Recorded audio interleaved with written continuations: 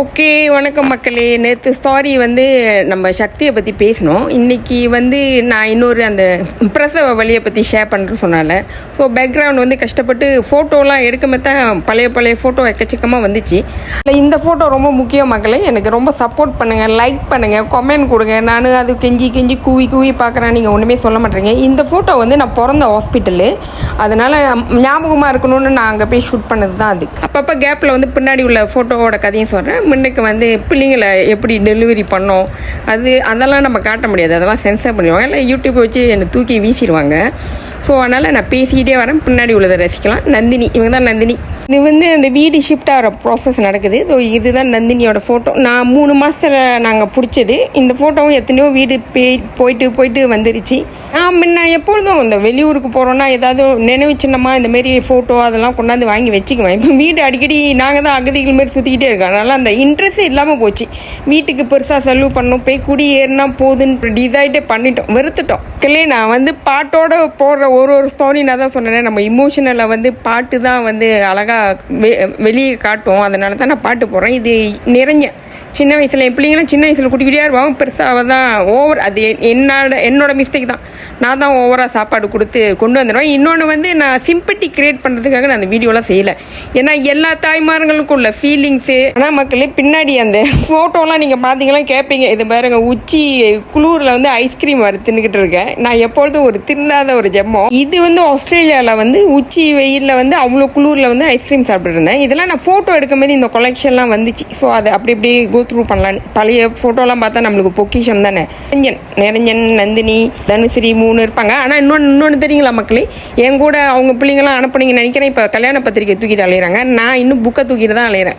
2 தலைமுறையாக பிள்ளைங்களை ஸ்கூல் கூப்பிட்டு இருக்கேன். என் நிலமையை பாருங்க, இதெல்லாம் வாழ்க்கை ஓடுது பாருங்க. ஓகே, இப்போ பின்னாடி ஒரு பிளாக் டைமண்டை பார்த்துருப்பீங்க. அவர் நம்ம யுகேஷ், சூப்பர் ஹீரோ அவர் தான். அந்த இதுதான் பக்கத்தில் நிரஞ்சன், அந்த கோயில் சொன்னலாம் அங்கே உள்ள திருவிழாவோட தான். நேற்று வீடியோவில் பிள்ளைக்கு ஊசி போடுறதை பற்றி சொன்னல. 30 நாள் பிறந்து தூக்கிட்டு போகும்போதே அவங்களோட ஃபேஸை பார்த்தோன்னே நம்ம மனசு தாங்காதுன்னு. நார்மலி பிள்ளை பார்த்தா தான் கொஞ்சம் ஸ்பெஷலாக இருப்பாங்க. இவங்க நந்தினி ஓவர் ஸ்பெஷலு. அவங்க தாலாட்டே காடியில் தான் படிப்பாங்கன்னு பாருங்களேன். அது ரூமில் அழுந்துச்சுன்னா நான் வெளியே வரதுக்குள்ளே வரிசைலாம் எல்லாம் வெளியே தான் நிற்பாங்க. அவ்வளோ செல்லமாக வளர்ந்த பிள்ளை. பேர பிள்ளைனால கொடுக்க மாட்டேன்ட்டாங்க மாமியார் வீட்டில். நீங்கள் போய் எங்கேயாவது தனியாக இருந்துக்குங்க, என் பேர பிள்ளை இந்த வீட்டில் தான் வளரணும்னு பிடிச்சி வச்சுக்கிட்டாங்க. அப்போ ஸோ நாங்களும் போய்ட்டு ஒன்றா தான் இருந்தோம். ஸோ அந்தமாரி அவ்வளோ செல்லத்தில் வளர்ந்தீங்க தான் நந்தினி. அவங்க மட்டும் இல்லை, எல்லாமே ஒவ்வொரு செல்லமாக தான் வளர்ந்தாங்க. இப்படி கையை தூக்க முடியாது, எல்லாம் சுற்றிலும் பிளாக் பண்ணிடுவாங்க தாத்தா பாட்டிலாம். ஸோ நாங்கள் என்ன பண்ணுவோம், டீச்சருங்களாம் இருக்காங்களே, பிள்ளைங்களாம் தமிழ் ஸ்கூல் தான் படிச்சிச்சிங்க. ஸோ டீச்சர்கிட்ட நல்லா சொல்லிடுவோம், நல்லா உரிச்சு எடுங்கன்னு பட்டையாக வைப்பாங்க. சம்டைம் நம்மளுக்கு கேட்க கவலையாக இருக்கும். நாங்கள் அது ஹோம் டியூஷனால நாங்கள் காடி எடுத்துகிட்டு வெளியே போயிடுவேன், இல்லைன்னா மேலே போயிடுவேன், விளங்காமல் இருக்கட்டும்னு. பிள்ளைங்க போய்ட்டு அவங்க பாட்டிகிட்ட கம்ப்ளைண்ட் பண்ணி நியாயம்லாம் கேட்பாங்க. சம்டைம் நம்ம பிள்ளைங்களை கரெக்டாக கொண்டு வரணுன்னா நம்ம கொஞ்சம் செக்ரிஃபைட் பண்ணி தான் ஆகணும், கொஞ்சம் தியாகம் பண்ணி தான் ஆகணும். ஏன்னா நாங்கள் வாழ்க்கையில் பார்த்துட்டோம், ரொம்ப செல்லமாக வளர்கிற பிள்ளைங்க எப்படி வரும், டிசிப்ளினாக இருக்கிற பிள்ளைங்க எப்படி வரணும். டிசிப்ளினா ஓவர் டிசிப்ளின் இல்லை, பாசமும் இருக்கும், அதே நேரத்தில் அந்த பாடும் இருக்கும். அந்தமாரி 3 பேர் வளர்ந்தாங்க. இந்த கீழே உள்ள 2 பேரும் அப்படி கிடையாது. அவங்க அப்பாவே ஏச்சிடுவாங்க. அவங்க அப்பாவுக்கு பிடிச்சமான ஆள் நம்ம சூப்பர் ஹீரோ. அவரை பற்றி என்னாச்சும் சொன்னால் அவருக்கு கோவம் பொத்துக்கிட்டு வந்துடும். சக்தி அவங்க இந்த வீட்டுக்கே ராணி அவங்க தான். நீங்கள் பாருங்கள், அவங்க தூங்க மீதி கால் மேலே கால் போட்டிருப்பாங்க, சாப்பிட மீதி கால் மேலே கால் போட்டிருப்பாங்க. அந்த அளவுக்கு கால் மேலே கால் தான் போட்டிருப்பாங்க. அவங்க அப்பாலாம் ஸ்டாக்கின் போட்டு உட்காந்துருந்தாருன்னா அவங்க விரட்டுவாங்க. அந்த அளவுக்கு வீட்டுக்கே ராணியாக இருக்காங்க. ஸோ இது பின்னாடி பார்த்த ஃபோட்டோலாம் என்ன நம்ம பிள்ளைங்க. இது நான் இப்போ பார்த்தீங்களே மோசமாக தான் இருக்குது. அதெல்லாம் பிள்ளைங்க அவங்கள கரை சேர்க்கறதுக்காக நம்ம உயிர் கொடுத்து போராடுறோம். நம்ம மலேசியாவில் எஜுகேஷன் கவர்மெண்ட் கொடுக்கறது அவங்க கொடுக்கறது தான் நம்ம சூஸ் பண்ணிக்க முடியும். இப்போ நம்ம பிள்ளைங்க இதை ஆசைப்பட்றாங்கன்னா நம்ம தான் எஃபர்ட்டை போட்டு சொத்தை விற்றோ ஏதோ விற்று நம்ம பிள்ளைங்களை படிக்க வைக்கணும். நாங்கள் அந்த கட்டத்தில் தான் இப்போ நாங்கள் இருக்கோம். எல்லா பேரண்ட்ஸும் இங்கே அதுதான் நம்மளோட மெயின் ப்ராப்ளம் மலேசியாவில். அதுதான் எஜுகேஷனும் நம்மளுக்கு ஹெல்த்தும் ஃப்ரீயாக கிடச்சிருச்சுன்னா நினைக்கிறேன் நம்ம சொத்துலாம் விற்க தேவையில்லைன்னு நினைக்கிறேன், பீஸாக வாழலான்னு நினைக்கிறேன். அது இந்த ஊரில் அது கிடைக்க மாட்டேது. மைனாரிட்டினால ரொம்ப சலுகைங்க தள்ளி வைக்கப்படுது. ஸோ பிள்ளைகளை நல்லா வளர்க்கணுன்னா சின்னதுலேருந்தே கரெக்டாக கொண்டு வாங்க மக்களே. இன்னொன்று நீங்கள் அடுத்தது பாருங்கள், இந்த சக்தி அம்மா இருக்காங்களே, அவங்க இந்த மாஷா அவங்களே தூடுவங்களாம் போட்டுக்குவாங்க, அவங்களே போய்ட்டு சிம்பாயாங்க பண்ணுவாங்க. நம்ம கையை எடுத்து கும்பிடுவோம், அவங்க கையை இப்படி திருப்பி வச்சு டோவா பண்ண சொல்லுவாங்க. நான் அந்த டீச்சர்கிட்ட போய் சொன்னேன். அந்த டீச்சர் எங்கள்கிட்ட சாரி கேட்குறாங்க. சாரி, நாங்கள் அதை கற்றுக் கொடுத்தது இல்லை, ஏன்னா மில்லே டீச்சர். நான் சொன்னேன், இல்லை டீச்சர் அதெல்லாம் ஒன்றும் பிரச்சனை இல்லை, பிள்ளைங்க செய்யுது, அது ஒன்றும் பிரச்சனை இல்லை. நம்ம பிக் பாஸே கையை மாற்றி வச்சு அவங்க ப்ரேயர்ஸ்லாம் பண்ண சொல்லுவாங்க. நம்ம சக்தி இதெல்லாம் நடக்கும், சேட்டையெல்லாம் பயங்கரமாக பண்ணுவாங்க அம்மா. ஸோ நம்ம அந்த பிரசவ வலிக்கு வந்துட்டேன், நான் டீப்பாக போக முடியாது. ஆனால் வந்து நம்ம பிரசவம் ஆரம்பனுக்கு வந்து நம்ம அக்காங்க இல்லைனா ஃப்ரெண்ட்ஸுங்க தான் டிப்ஸு கொடுப்பாங்க. நார்மலி வந்து டிப்ஸு கொடுப்பாங்க. இப்போ பார்க்குற ஃபோட்டோ வந்து அந்த சக்திக்கு வந்து ஹார்ட் ப்ராப்ளம் இருக்குன்னு சொல்ல அந்த சர்ஜரி பண்ணுறவனுக்கு தான் இது. ஆனால் ஆக்சுவலி இவங்க பாருங்கள் அந்த மயக்கத்தில் இருப்பாங்க. அவங்க சீக்கிரமாக ஏஞ்சிட்டாங்க, அப்படியே உழுவுறாங்க. அது பயங்கரமான ஒரு சிச்சுவேஷன்லாம் நாங்கள் அங்கே ஃபேஸ் பண்ணோம். பார்த்தாக்கு எலக்ட்ரிக் ஷாட் வர அது வேறு நாங்கள் பயந்துட்டோம். யாராலும் ஹெல்த் பிரச்சனையும் நாங்கள் ஃபேஸ் பண்ண வந்துடுமா. ஆக்சுவலி வந்து ஒன்று ஒன்றா நம்ம சொல்லிட்டு இருக்கக்கூடாது. இதனால தான் வந்து நம்ம வெளியிலையோ சொந்தக்காரங்களோ வந்து எவ்வளோ பிரச்சனை நடந்தாலும் நான் காதிலே போட்டுக்கிறது இல்லை. ஏன்னா நம்ம வாழ்க்கையே போராட்டத்தில் ஓடுது. இதில் அவங்க பத்திரிக்கை வைக்கல, கூப்பிடலை, இதெல்லாம் நம்ம ஒரு ரீசன் சொல்லி நம்ம சண்டை போட முடியுமா? நான் சொல்லுங்க, அது நம்ம வாழ்க்கையை ஓட்டுறதுக்கே முடியல. நம்ம பணத்தை தேடிக்கிட்டு பிள்ளைங்களை வாழ வைக்கிறதுக்கு, அப்புறம் சீக்கு, அப்புறம் நம்ம பெரியவங்களுக்கு வயசாகுது, இதை துரத்திக்கிட்டே போகும்போது சின்ன சின்ன பிரச்சனைலாம் என்ன கேட்டால் காதில் போட்டுக்க தேவையில்லையோன்னு தோணுது. ஆனால் ஒவ்வொரு வீட்டுக்கும் வந்து 1000 பிரச்சனைங்க இருக்குது. பிள்ளைங்க பிரச்சனை, பெத்தைங்க பிரச்சனை, வயசானிங்க பிரச்சனை, பணம் பிரச்சனை, ஹெல்த்து பிரச்சனை, எஜுகேஷன் பிரச்சனை, வெளியே கேங்ஸ்டர் பிரச்சனை. இவ்வளோ பிரச்சனையை தாண்டி நம்ம இன்னொரு வீட்டு பிரச்சனைக்கு எதுக்கு நம்ம போகணும் நீங்கள் சொல்லுங்கள். இதெல்லாம் நான் வந்து காலம் போக்கில் தான் எல்லாம் கற்றுக்கிட்டேன். நம்மளுக்கு அந்த காலம் தான் நம்மளுக்கு கற்றுக் கொடுக்கும். சின்ன வயசில் எல்லாம் ரத்தத்தில் குதிப்போம், எல்லாமே செய்வோம். ஆனால் அந்த காலம் வந்தோன்னா எல்லாம் அடங்கிடும். ஸோ நம்ம வயசு கூடன்னா வயசுக்கு ஏற்ற மாரி நடந்துக்குவோமே. ஏன்னா நம்மளுக்கு அந்த பக்குவம் இருக்குது. சின்ன வயசு பிள்ளைங்க கொஞ்சம் ஆடுனா நம்ம சொல்லிக் கொடுக்கலாம். இன்னொன்று வந்து நாங்கள் முக்கால்வாசி வாழ்க்கை வந்து ஹாஸ்பிட்டலில் தான் டூவாக போகிற மாரி பயங்கரமாக உடுத்திட்டுலாம் போவோம். பாதி நாள் ஆஸ்பத்திரியிலே தான் ஓடும். எங்கள் வாழ்க்கை அப்படி தான் ஓடிக்கிட்டு இருக்கு. இப்போ ஹாஸ்பிட்டலில் வந்து பிரசவ வலினா முதல்ல வந்து நம்மளுக்கு டிப்ஸு கொடுக்குறது ஃப்ரெண்டு, சீக்கிரமாக கல்யாணம் பண்ணிட்டாங்களா அவங்க கொடுப்பாங்க. அப்படி இல்லைன்னா நம்மளோட அக்காங்க தான் கொடுப்பாங்க. எனக்கு எங்கள் அக்காலாம் பயங்கரமாக டிப்ஸு கொடுத்தாங்க. நம்ம ட்வின்ஸு பெரிய அக்காலாம் அவங்க என்ன சொன்னாங்க, உனக்கு வந்து பிரசவ வலி வருதுன்னா உன்னால் தூங்கவே முடியாது அப்படின்ட்டாங்க. அப்போ வந்து ஏன்னா சூட்டு வலி மற்ற வலிலாம் இருக்குல்ல. அப்போ நான் அவங்க ஒன்று சொன்னாங்க, பிரசவ வலினா உன்னால் தூங்க முடியாது, அதுக்கு வெயிட் பண்ணு. அப்போ நான் எது தூங்காத வலி வருமோ அதுக்கு தான் நான் வெயிட் பண்ணிக்கிட்டு தான். ஆனால் கரெக்டாக அவங்க கொடுத்த டிப்ஸை வந்து நான் பிடிச்சிக்கிட்டேன். முதல்ல அந்த தூங்காமல் போகிற வலி வந்து ஆரம்பிச்சிச்சு. சில பேர்த்துக்கு வேறு மாரி சிம்டம், சில பேர்த்துக்கு வந்து சிம்டம் தெரியும், சில பேர்த்துக்கு வந்து அந்த வலி வரும், சில பேர்த்துக்கு வித்தியாசமாக வரும். அவங்க பாடியை பொறுத்து இருக்குது. எனக்கு வந்து காலையில் 8 மணிக்கு வந்து என்னமோ சிம்டம் தெரிஞ்சு, அதோட நம்ம பிக் பாஸ் என்னை கொண்டு போய் ஹாஸ்பிட்டலில் போட்டார். ஆனால் எங்கள் அக்காலாம் சொன்னாங்க, நீ அவ்வளோ சீக்கிரம் போயிடாத, நீ முக்கால்வாசி வலியை வந்து வீட்டில் ஒரு 50% வந்து நீ தாங்கி ஆகணும், அங்கே போனால் படுக்க வச்சு இல்லைன்னா ஆப்ரேஷன் அந்த மாரி பண்ணிடுவாங்க அப்படிலாம் சொல்லி பயமுட்டுனாங்க. ஸோ அந்த தூங்காத வலி வந்துச்சு. அப்புறம் இன்னொரு டிப்ஸ் மக்களே, இந்த சின்ன வயசு பிள்ளைகளுக்கெல்லாம் நல்லா கொடுங்க. நம்ம வந்து வேண்டிக்கணும், ஏன்டா இவ்வளோ வலி வருதுன்னு வேண்டாதீங்க தயவுசெய்து. அடுத்த வலி எப்போ வரும்னு வெயிட் பண்ணுங்கள். ஏன்னா அந்த பிரசவ வலினாலே நீங்கள் அப்படி எதிர்பார்த்தா தான் வந்து உங்களால் தகான் பண்ண முடியும், உங்களால் வலியை தாங்க முடியும். நான் அப்படி தான் எதிர்பார்ப்பேன். அடுத்த வலி எப்போ வரும்னா. ஆனால் அது ஒரு நரக வாழ்க்கை. பார்த்து கடைசி நிமிஷம் வந்து நம்ம பிக் பாஸ் அவங்க நின்னார். ஒரு 200 மீட்டருக்கு, அது ஒரு 30 மீட்டர் இருக்கும்.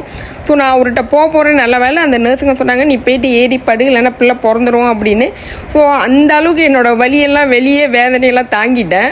3 பொம்பளை பிள்ளைங்க 2 பையனுங்க. ஆனால் ஆம்பளை பிள்ளைங்க பிறக்க மாதிரி அவ்வளோ வலி தெரியல. எனக்கு என்னமோ பொம்பளை பிள்ளைங்களுக்கு சித்திரவதை அனுபவிச்சு பெக்கணுமோ அந்த மாதிரி நினச்சேன். ஒரு வலியும் அனுபவிச்சு சித்திரவதைப்பட்டு பெற்று எடுப்போம்.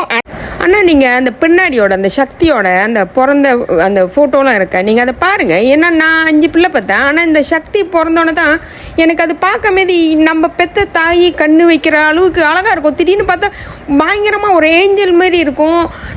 நம்மளுக்கு தோணும், இது ஏன் இவ்வளோ அழகாக இருக்குன்னு தோன்ற நேரம் பார்த்தா நந்தினி சொல்லும், இல்லைன்னா அவங்க அப்பா சொல்லுவார், இல்லை அவங்க பாட்டி சொல்லுவாங்க. நம்ம மனசில் தோன்றதை வந்து மற்றவங்களும் சொல்லுவாங்க.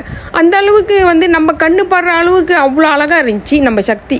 அதுதான் வந்து இந்த நம்ம மில்லி ஃப்ரெண்ட்லாம் சொல்லுவாங்களே, மலாய்க்காரங்க இதில் வந்து தெய்வ குழந்தைன்னுவாங்க.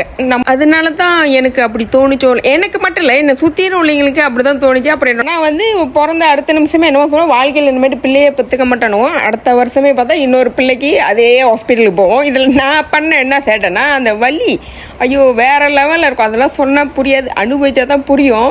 நான் என்ன பண்ணுவேன்னா, அந்த பெட்டு இருக்குல்ல, அந்த பெட்டு கம்பியை வந்து இறுக்கி பிடிச்சிக்குவேன். அந்த வலி வந்து விட்டு விட்டு தானே வரும். அடுத்த டிப்ஸ் என்னன்னா வந்து அரை மணி நேரத்துக்கு ஒரு டிப் அந்த வலி வரும். அதான் 1 ஹவருக்கு ஒரு டிப் வரும், அப்புறம் அரை மணி நேரத்துக்கு ஒரு டிப் வரும், அப்புறம் 15 நிமிஷத்துக்கு ஒரு டிப்பு. அப்படியே அந்த வலி குறைஞ்சிக்கிட்டே வரும். அந்த பெரிய வலி வர வரைக்கும் ஒவ்வொரு ஸ்டெப்பாக நம்ம தாண்டி வரணும். நீங்கள் சீக்கிரமாக போய் படுத்துட்டிங்களா உங்களுக்கு தெம்பு இருக்காது, அக்கியம் பண்ணி தான் ப்ளே எடுப்பாங்க, இல்லைன்னா ஆப்ரேஷனுக்கு போயிடும். ஸோ நீங்கள் வந்து ரொம்ப திரகாத்திரமாக இருக்கணும்னா வந்து நீங்கள் அந்த வலிக்கு வெயிட் பண்ணுங்கள். தேவையில்லாத நேரத்தில் தேவையில்லாத செய்யாதீங்க. கரெக்டாக வெயிட் பண்ணி கரெக்டாக போனீங்கன்னா நார்மல் டெலிவரி 100% நம்ம எடுத்துடலாம். இப்போதைக்கு முக்கால்வாசி வந்து கவர்மெண்ட்டில் வந்து நார்மல் டெலிவரி தான் வந்து ரொம்ப எதிர்பார்ப்பாங்க. கடைசி நிமிஷம் வேறு வழியே இல்லைன்னா தான் வந்து ஆப்ரேஷன் போவாங்க. 3-4 பிள்ளைங்க வந்து கவர்மெண்ட் ஹாஸ்பிட்டலில் தான் பெற்றேன். சக்தி மட்டும்தான் மணிப்பா இல்லை.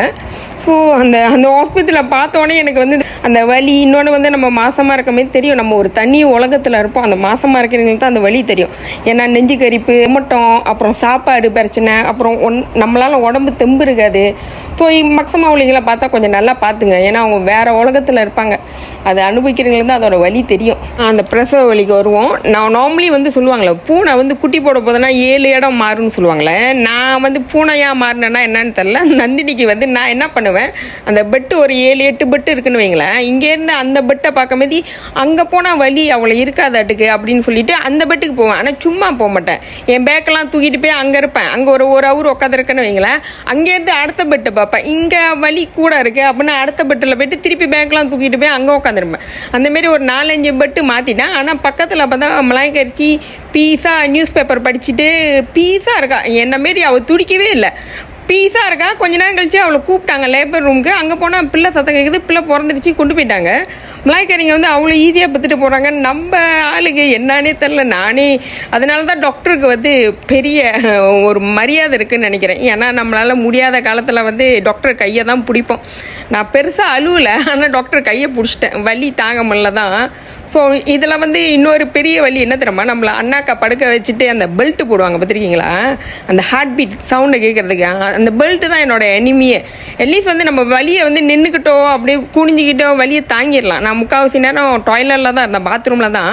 ஆனால் வந்து நம்மளை அந்த வலி பிரசவ வலியில் வந்து நம்ம அப்படியே படுக்க சொல்லுவாங்க பாருங்கள், அப்படியே அண்ணாக்கா படுக்க சொல்லுவாங்களே. அந்த ஹார்ட் பீட் ஒழுங்காக கேட்கலன்னா பிறக்கமா இல்லையான்னு தெரிலன்னு நான் அழுந்துட்டேன். அந்த டாக்டரோட கையை பிடிச்சி அழுந்துட்டேன் அந்த அளவுக்கு. அதனால தான் டாக்டர்னா வந்து தெய்வ லெவலுக்கு வச்சு பார்க்குறாங்க. இன்னொன்று பிரசவ வலி வந்து சாதாரண வலி இல்லை.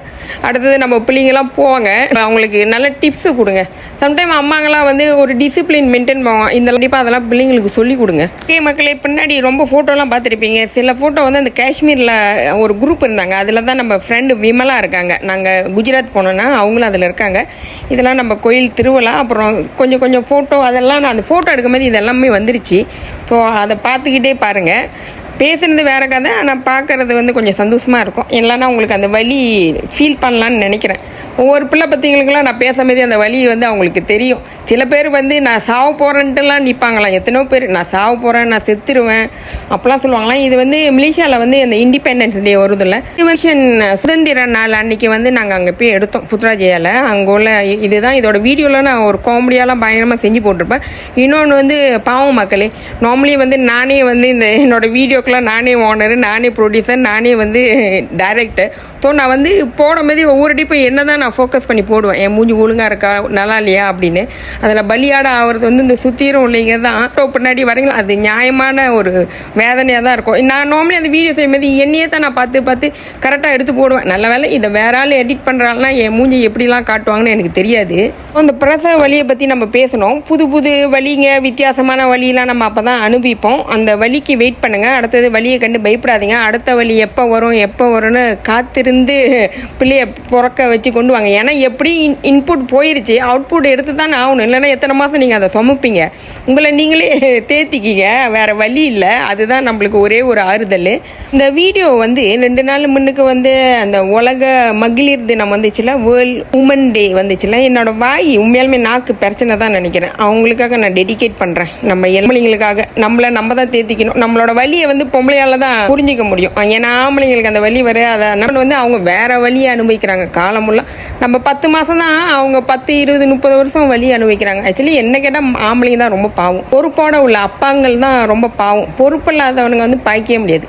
ஆனை கட்டி போரடித்த அப்பன் சுப்பன் காணவில்லை, அன்று முதல் இன்று வரை அக்கறை